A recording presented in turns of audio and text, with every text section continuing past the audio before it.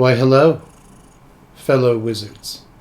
You know, for nearly 30 years, Enchantress decks have captured the hearts and minds of players, both young and old.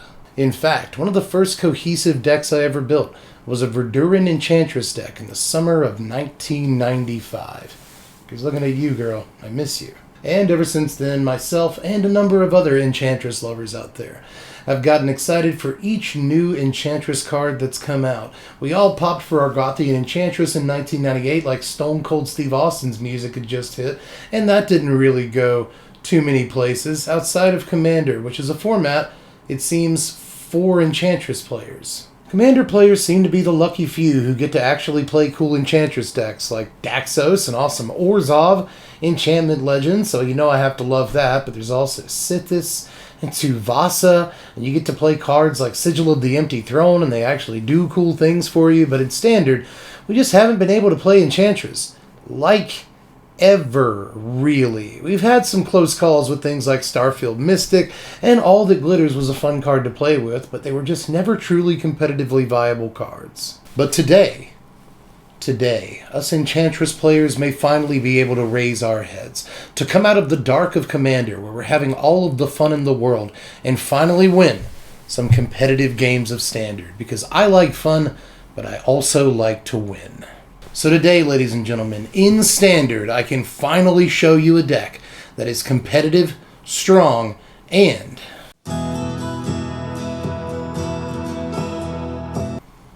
enchanting. Would you like a strawberry?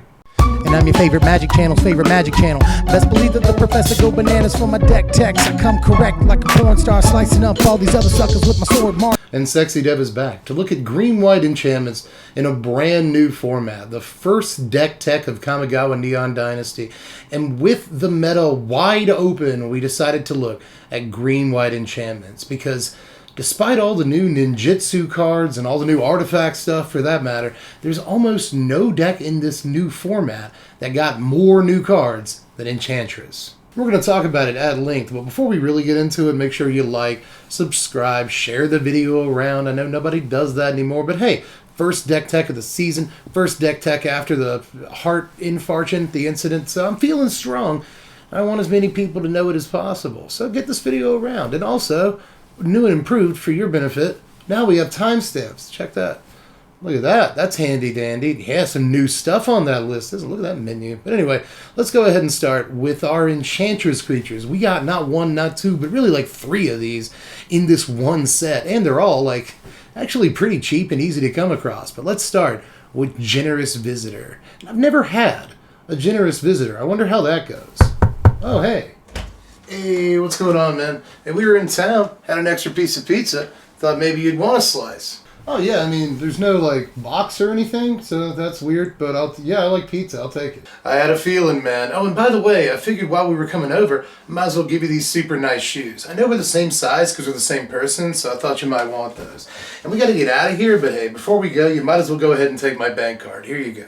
Oh, yeah, absolutely. Do not mind if I do. Thank you very much. Appreciate that. All right, back to the deck tech, actually. Oh, we got to actually talk about this guy instead of just doing skits. This dude just contributes to the best starts we can possibly have in this deck, and it's actually the cheapest Enchantress creature basically of all time. A lot of times these get a +1/+1 counter when you cast an enchantment spell. Costs like 3 mana to get up and running, like Yavimaya Enchantress. But no, just this time we're going to put it on a 1-drop, and he's going to be able to put counters anywhere you want to. The dude gets broken, especially in multiples, and especially at the beginning of games. Now we're also running 4 copies of Kami of Transience. I looked up the word Transience. I had an idea of what I thought that it meant, and it was sort of close to that. Transience basically means something that isn't around for very long.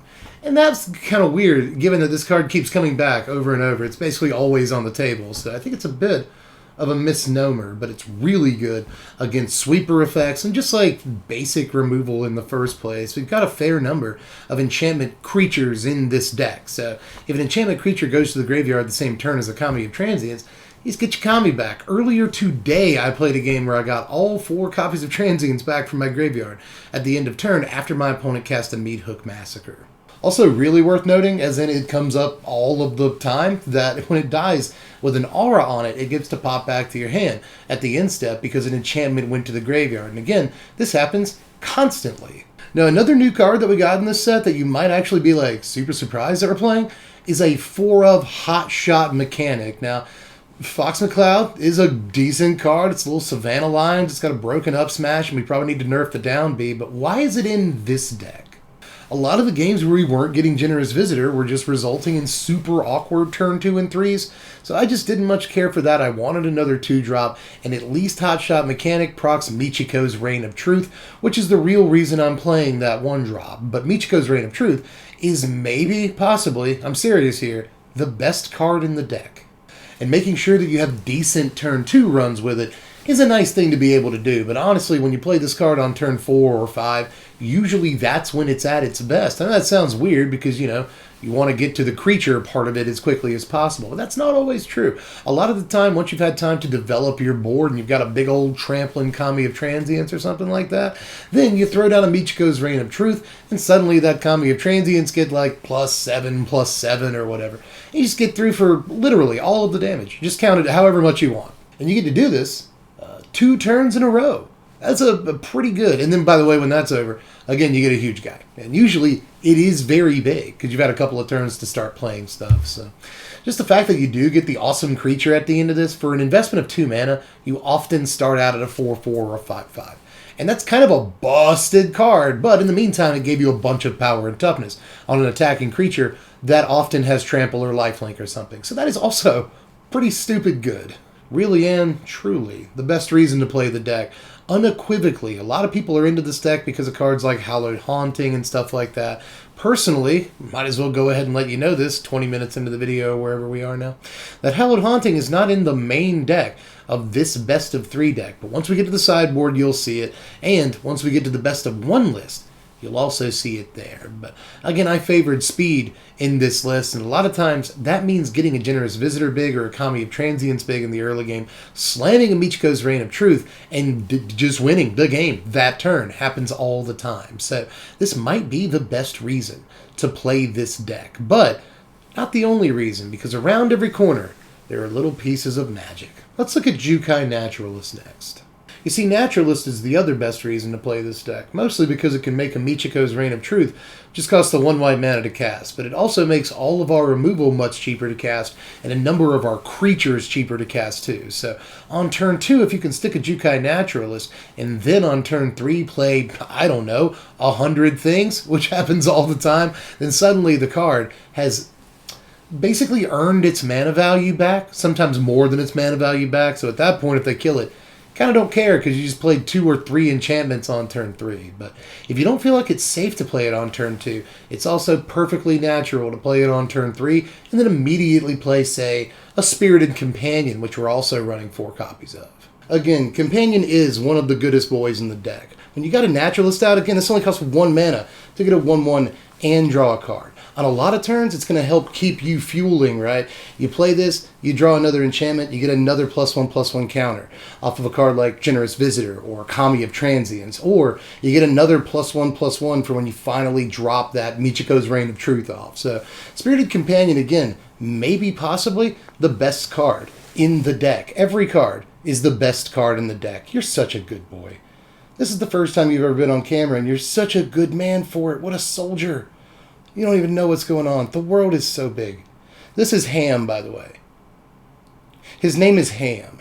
For instance, Ranger class, also the best card that we play. This is not only an enchantment proc for our Kamis and our Generous Visitors, and makes our stuff bigger with Michiko and all that mess, you know? Hey, chicken, you're back. You smell the puppy?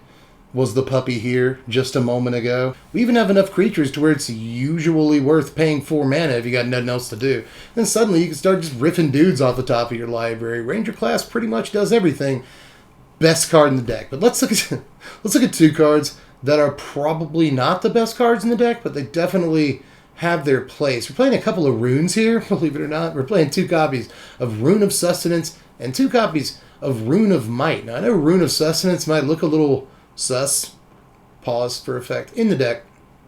But the extra lifelink on a Kami of Transience or Generous Visitor or Michiko, well, it doesn't really matter. The extra lifelink is actually a huge deal, but the best part about it is drawing a card. The other best part about it, though, is playing this when you have a Jukai Naturalist out. It only costs a single white mana to get lifelink and a card. And this deck really needs to churn. It really doesn't have a lot of ways to churn. I'm telling you, these runes are more than alright, especially Rune of Might. It gives +1/+1, which matters immensely, right? But it also gives Trample, which is incredibly important on creatures not named Kami of Transience in this deck when you're trying to get them through with that Michiko boost. Such beauty. Such fragility. The world truly is Encanto. No Encanto jokes in this video. I didn't write any. It's like one of the hottest things on Google Trends right now. There's not a single, maybe just mentioning it will help me with the algorithm somehow. Encanto, it's a good film. Go watch it. Anyway, that's my review. This is actually a sneaky review of Encanto the whole time. It's the whole point of the video. Bye, everybody. Encanto's good. Watch it. Anyway, there's more to talk about because we have to play removal. But usually, we don't talk about removal. No. Encanto jokes. Let's talk about these removal pieces, but only for a moment. We're playing 2 copies of Circle of Confinement and then 2 copies of Borrowed Time as well. Circle covers anything in the early game and procs our enchantment stuff and costs 1 mana with a Jukai Naturalist out, and then Borrowed Time only costs 2. It nabs anything. It's really important. A lot of time for making sure that we can pick up planeswalkers and enchantments and other things we normally wouldn't be able to bust. So, important cards here. That's about all you can say about removal, is you should probably make a spot for it in your deck. If you're not, you're wrong. You should do it. Now let's run through the board briskly, but take our time a bit, because for the first time in a while, you're looking at a transitional sideboard. We don't get too many of these anymore, but all the cards you hoped were in the main deck, we are playing in the sideboard because we can do that in best of 3. We can have the fastest game plan possible in game 1 that can go underneath control decks. But if we run up against a deck like, say, Black-White Tokens or Mono-Black Control, both of which are pretty popular decks in the opening days of the format here, then we can switch into a more mid-range pile that does much, much better in the long game. There, we get our Hallowed Hauntings, we get our Wedding Announcements, all the stuff, again, that you would come to expect from a deck like this. We get our Catildas, right? A lot of people, again, want to put these in the main deck, but I feel like that deck is a little bit slow in mid-range when you have the option to play a much, much faster deck in a best of 3 environment. But again, anytime we're in a matchup where it's needed to play a more mid-range game, a more long game, obviously we can bring in our Hallowed Hauntings, we can bring in our Catildas, we can bring in our Wedding Announcements and start doing some fun stuff. But we've also got a copy of Glorious Sunrise, as you see there. Again, this is mostly a sideboard for the long game, and Glorious Sunrise can draw cards or gain life or give your creatures stuff. It's a pretty sick card too, and I wanted to play just 1 copy of this. Now, before we look at the power rankings, let's take a quick peek at the best of 1 deck. This is something I never do, but I'm thinking about incorporating into every video from now on. Let me know how you feel about it in the comments section. I'm all ears. But in any case, if you're in the best of 1 environment on Arena, I would highly suggest that rather than the aggro, sort of streamlined, fast version of the deck that's trying to get wins as quickly as possible, you play a version of the deck that's a little bit more versatile, considering you don't get a game 2 or 3, right? Let's just go ahead and play those Hallowed Hauntings. Let's play those Catildas. Let's play those Wedding Announcements. I think the mid-range version of the deck is a little bit more equipped for an environment like best of 1. But here are them power rankings. A final score of 68, which is pretty good for an Enchantments deck. I mean, last season, I was telling you, screaming from the top of the bell tower that Hallowed Haunting was going to be a sweet card. And here we are, and I didn't include it in the main deck. But again, I don't think that it's an unimportant card to the deck at all. I still think that it's critical, key to the function of the deck. But in the best of 3 list, it's a sideboard. In the best of 1 list, it's sort of the card. But in any case, this deck is massive when it comes to synergy. It does lots and lots of synergistic things. And every now and again it will run out of gas, but that's one of the reasons we play the runes. It's one of the reasons we play Spirited Companion, is to not run out of gas so quickly. But of course, the deck has some weaknesses, right? We're not the most versatile thing in the world. Even though we do have a lot of different curves, we don't necessarily have a lot of different game plans, right? It's basically make guy big, swing in, lots of enchantments. It's not super versatile. It's fairly linear. Aside from that, we don't have all of the removal in the world. We want to do the thing. We're not really that worried about defense, and we kind of suffer in that department as a result. but we're relatively consistent in most cases, and our transitional sideboard makes us ready for damn near anything in this format. So this is a deck that I was really excited about, and it actually, get this, can you imagine this? Didn't disappoint me. It's incredible. Matter of fact, before we get out of here, let's take a look at a couple of games. That's right, a twofer this time around, because I want you to see how good this deck can be against different kinds of decks. First, a game against Rakdos Vampires, and then a game against Blue-White Control. Now, it's worth noting that both of these games come from a time when the deck was still running Paladin class. If you're interested in doing that, go for it. It's not a bad card. But both of these games I thought were interesting to keep because they showcase what we can do against different kinds of decks and what we can do on the right kind of start. We get a Generous Visitor on turn 1 into a Jukai Naturalist, which promptly gets blown up, but it allows us to play Spirited Companion on turn 3, grow our Visitor even more, start getting in, and start growing wide. Our Vampire's opponent plays a Blood Tithe Harvester, but in the end it's not going to be enough considering we're going to get multiple Generous Visitors in this game. We grow our Spirited Companion here above what a Meat Hook Massacre could max out at next turn. Opponent plays a Nighthawk Scavenger, should be very good in this position, but Michiko's Reign of Truth is what ultimately ends up winning us this game.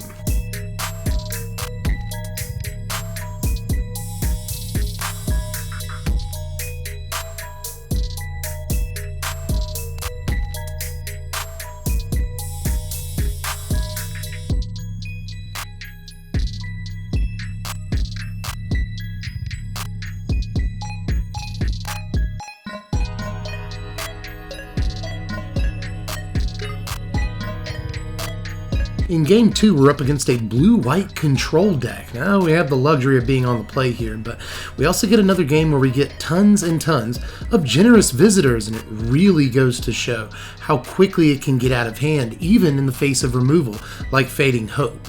We have to play through 2 Sunset Revelries, a Leer, and a Doomscar to win this game, but this footage proves that we can do it.